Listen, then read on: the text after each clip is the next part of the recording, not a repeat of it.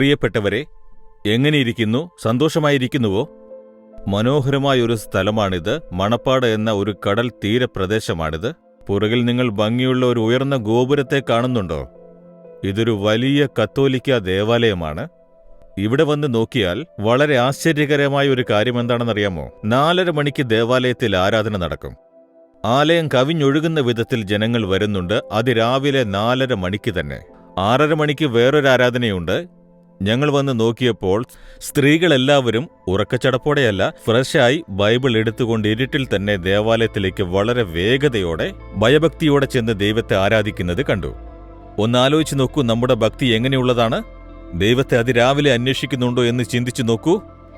അങ്ങനെ ഈ ഗ്രാമത്തിൽ അതിരാവിലെ ഇവർ ദൈവത്തെ അന്വേഷിക്കുന്നു. ശരി, ഇന്ന് ഞാൻ നിങ്ങൾക്ക് വേദപുസ്തകത്തിൽ നിന്നൊരു വചനത്തെ ഓർമ്മിപ്പിക്കുന്നു. 2 ദിനവൃത്താന്തം 15-ാം അധ്യായം 2-ാം വാക്യത്തിൽ, നിങ്ങൾ യഹോവയോട് കൂടെ ഇരിക്കുന്നിടത്തോളം അവൻ നിങ്ങളോട് കൂടെയിരിക്കും. നിങ്ങൾ അവനെ അന്വേഷിക്കുന്നുവെങ്കിൽ അവനെ കണ്ടെത്തും.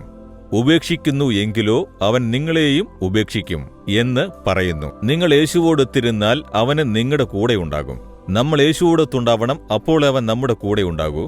നമ്മൾ ഇഷ്ടം പോലെ ജീവിച്ച് ഇഷ്ടം പോലെ നടന്നിട്ട് യേശു എന്റെ കൂടെയുണ്ടെന്ന് പറഞ്ഞാൽ അവനുണ്ടാവില്ല, അല്ലേ? ചിന്തിച്ചു നോക്കൂ. അതിനാൽ ആദ്യം നമ്മൾ ദൈവത്തോട് തിരിക്കാനായി സമർപ്പിക്കണം. യേശുവേ, ഞാൻ നിന്റെ കൂടെ നടക്കണം, നിന്റെ കൂടെ ഉണ്ടാവണമെന്നുണ്ടെങ്കിൽ നിങ്ങൾ പാപത്തെ വിട്ട് വിശുദ്ധമായൊരു ജീവിതത്തിനായി സമർപ്പിച്ചാൽ മാത്രമേ ദൈവം കൂടെ ഉണ്ടാകൂ.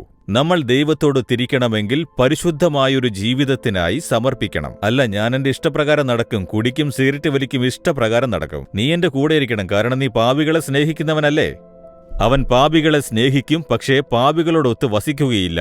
അതിനാൽ ദൈവമേ, ഞാൻ എപ്പോഴും നിന്റെ കൂടെ ഉണ്ടാവണം, നീ എന്റെ കൂടെ ഉണ്ടാവണം, ഞാനും നിന്റെ കൂടെ ഉണ്ടാവണമെന്ന് സമർപ്പിച്ചാൽ അവന് നിങ്ങളെ വിട്ടകലാതെ കൂടെ ഉണ്ടാവും. ശരിയല്ലേ? നിങ്ങൾ അവനെ ഉപേക്ഷിച്ചാൽ അവന് നിങ്ങളെ ഉപേക്ഷിക്കുമത്രേ.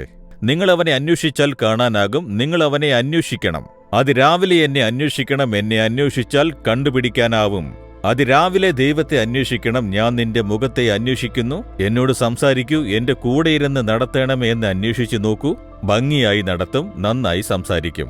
യേശുവേ, ഞാൻ എപ്പോഴും നിന്റെ കൂടെ ഉണ്ടാവണം, അങ്ങെന്റെ കൂടെ തന്നെ ഉണ്ടാവണം. അതിന് തടസ്സമായി നിൽക്കുന്ന ഒരു പാപവും എനിക്ക് വേണ്ട. ഞാൻ പാപത്തെ വിട്ട് നിന്റെ കൂടെയിരിക്കാനായി സമർപ്പിക്കുന്നു. എന്നെ വിട്ട് നീ പോകരുത്.